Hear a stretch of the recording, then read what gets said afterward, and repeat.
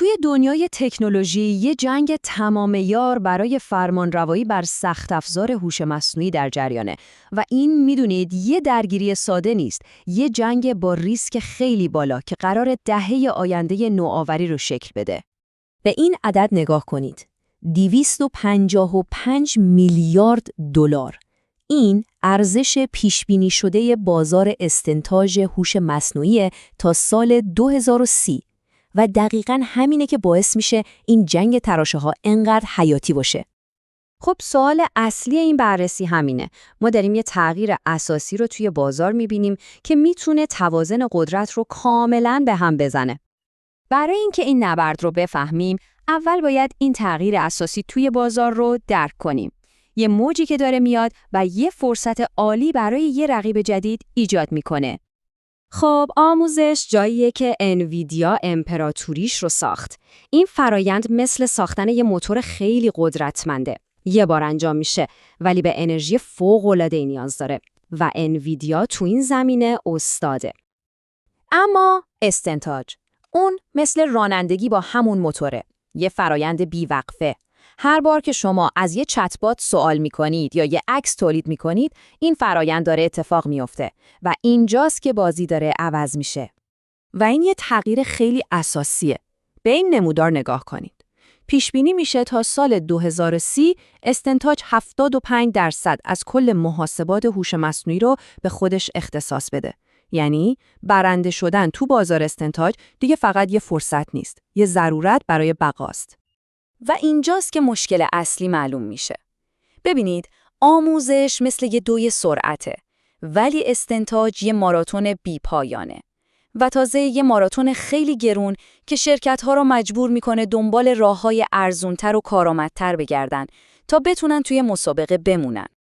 و خب اینجاست که گوگل با یه راه حل خیلی هدفمند برای مشکل هزینه استنتاج وارد میدون میشه. برای اینکه تفاوت رو درک کنید، به این تشبیه فکر کنید. GPU-های انویدیا مثل یه چاقوی سوئیسی‌ان. کلی کار مختلف میتونن انجام بدن. اما TPU-های گوگل مثل چاقوی جراحی‌ان. فقط برای یه کار ساخته شدن، محاسبات هوش مصنوعی.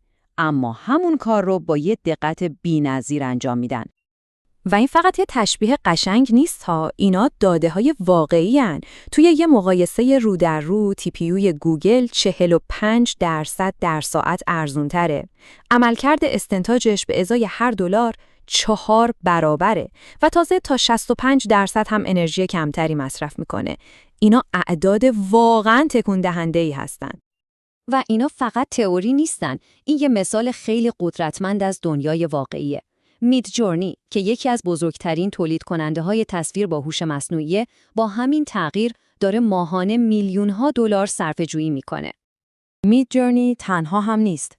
غول‌های تکنولوژی دیگه هم دارن سرمایه‌گذاری‌های سنگینی روی زیرساخت TPU گوگل میکنن. این یه روند جدیده، یه جورایی مهاجرت بزرگ به سمت کارای بیشتر. اما خب انویدیا به این راحتی‌ها شکست نمیخوره.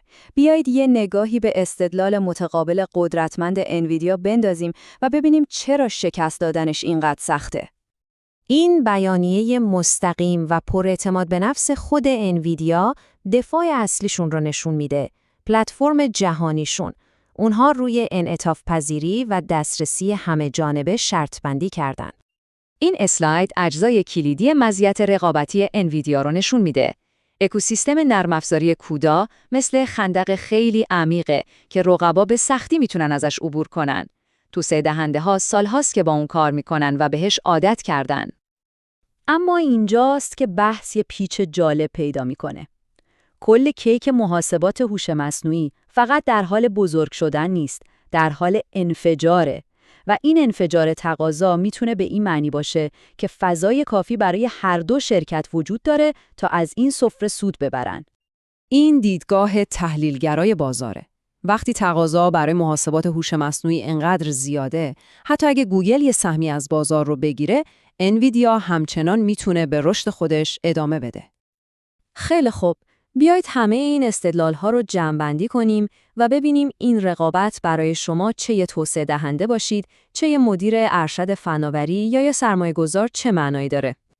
این یه ماتریس تصمیمگیری خیلی روشن و کاربردیه. دیگه یه نبرد یا این یا اون نیست.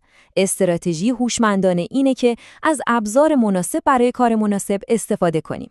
TPU برای بهره‌وری در مقیاس بزرگ و GPU برای انعطاف پذیری توی تحقیق و توسعه. و وال استریت هم قضیه رو فهمیده. ببینید وقتی سرمایه‌گذارای افسانه‌ای مثل پیتر تیل یا مایکل بری، همون شخصیتی که توی فیلم رکود بزرگ بود، میان و علیه انویدیا شرط بندی میکنن، این دیگه یه سر و صدای معمولی نیست. این یه سیگنال خیلی مهمه. یعنی پولای هوشمند دارن به این امپراتوری شک میکنن. اما نتیجه نهایی این رقابت شدید چیه؟ نوآوری. هر دو شرکت دارن با تمام توان پیشرفت میکنن و این به نفع کل صنعته. ما داریم پیشرفتایی رو میبینیم که در غیر این صورت شاید سالها طول میکشید. بسیار خوب، بیایید به جنبندی نهایی برسیم. این سوال اصلیه که دقیقاً در مرکز این نبرد قرار داره. آیا آینده مال تخصص بیرحمانه چاقوی جراحی گوگل هست یا انعطاف پذیری همه‌کاره چاقوی سوئیسی انویدیا؟ جواب این سوال چشمانداز تکنولوژی رو برای دهه‌های آینده شکل میده.